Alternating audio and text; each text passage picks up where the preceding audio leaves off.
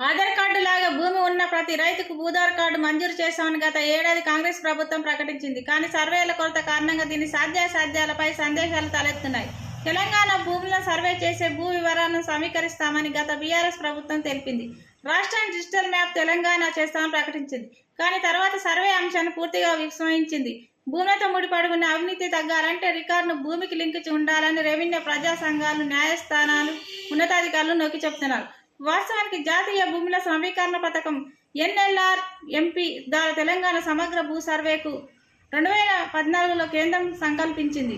ఇందుకు 400 కోట్ల అవసరం ఉందని అంచనా వేసింది. ముందుగా 83 కోట్లు విడుదల చేసింది. కానీ 10 ఏళ్లు గడిచిన భూముల కొరతల విషయమై ఒక్క అడుగు కూడా ముందుకు పడలేదు.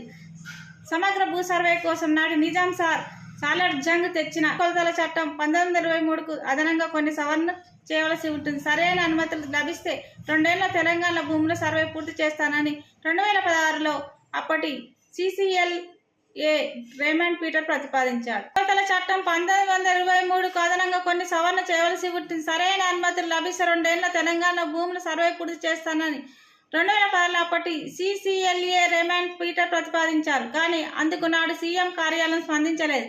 రాష్ట్రంలోని భూములకు సంపూర్ణ యజమాని హక్కు చట్టం యాక్ట్ చట్టం తెస్తామని కేంద్రం 9 ఏళ్ళుగా చెప్తున్నా అది ఆచార సాధ్యం కావడం లేదు. ఇతర రాష్ట్రాల విషయానికి వస్తే 2021 జనవరి నాటి ఏపీ ప్రభుత్వం సమగ్ర భూ సర్వేకు సుముహూర్తం ఖరారు చేసి కొన్ని కారణాల వల్ల దాన్ని పూర్తి చేయలేకపోయింది. ఇప్పటికీ గుజరాత్, త్రిపుర, పశ్చిమ బెంగాల్ రాష్ట్రాల పాలకు 90% సమగ్ర భూ సర్వేలు నిర్వహించారు.